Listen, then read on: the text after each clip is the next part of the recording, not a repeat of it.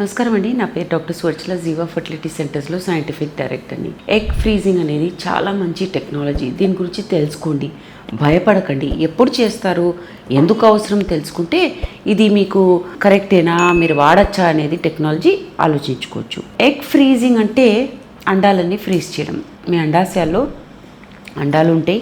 ఈ అండాలని కొన్ని రోజుల పాటు ఇంజెక్షన్స్ ఇచ్చి వీటిని పెంచి బయటికి తీసి ఫ్రీజ్ చేసుకోవడం అనేది అండాల ఫ్రీజింగ్. ఈ ఫ్రీజింగ్ మామూలు ఫ్రీజింగ్ కాదు, ఫ్రిడ్జ్లో పెట్టి మళ్ళీ వాడుకుందామని కాదు, లిక్విడ్ నైట్రోజన్లో ఫ్రీజ్ చేస్తారు. ఈ లిక్విడ్ నైట్రోజన్ -196 degreesలో ఉంటుంది. ఇందులో పెట్టుకున్న అండాలు మీరు 10 ఏళ్ళ తర్వాత 20 ఏళ్ళ తర్వాత కూడా తీసుకొని వాడుకోవచ్చు. ఎందుకు ఫ్రీజ్ చేయాలి అసలు? అండాలు ఓకే ఉన్నాయి, న్యాచురల్గా ట్రై చేయొచ్చు కదా, మళ్ళీ ఎందుకు అండాలని ఫ్రీజ్ చేసుకోవాలి?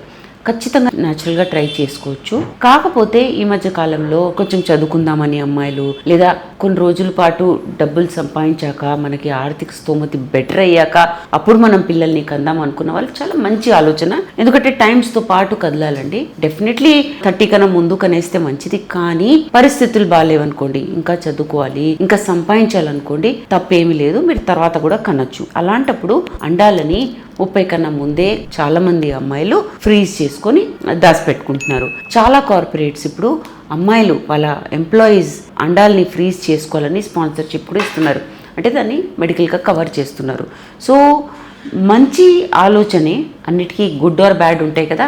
సో గుడ్ ఏంటంటే చాలా మంచిది. మీరేం 35 అప్పుడు మీరు అనుకున్నప్పుడు మీకు ప్రెగ్నెన్సీ న్యాచురల్గా రాలేదనుకోండి, అప్పుడు ఈ అండాలు వాడుకోవచ్చు. ఇంకోటి ఏంటంటే డిలేడ్ ప్రెగ్నెన్సీ అవ్వడము, తల్లి ఏజ్ ఎక్కువ ఉండడము, దాంతోపాటు వచ్చే కాంప్లికేషన్స్ కూడా ఉంటాయి. సో గుడ్ అండ్ బ్యాడ్ రెండు ఉంటాయి ఈ డెసిషన్తో.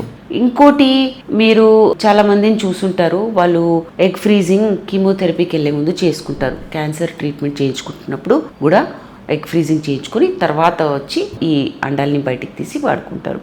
ఇలా కాకుండా ఎండోమెట్రియోసిస్ అప్పుడు, అలాంటప్పుడు కూడా ముందే అండాలని ఫ్రీజ్ చేసుకొని ఎప్పుడైతే ఫ్యూచర్లో పిల్లల్ని కనాలనుకుంటారో అప్పుడు ఈ అండాలని వాడుకుంటారు. సో ఎగ్ ఫ్రీజింగ్ అనేది చాలా మంచి టెక్నాలజీ.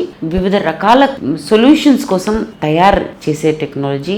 చాలామంది ఎగ్ ఫ్రీజింగ్ చేసుకొని కొన్ని రోజుల తర్వాత వచ్చి, కొన్ని ఏళ్ళ తర్వాత వచ్చి కూడా ఈ అండాలని వాడుకుంటూ పిల్లల్ని కంటారు. దీని గురించి మీకు ఇంకా సందేహాలు ఉండొచ్చు. తప్పకుండా స్క్రీన్ మీద కనిపించే నంబర్స్కి ఫోన్ చేయండి.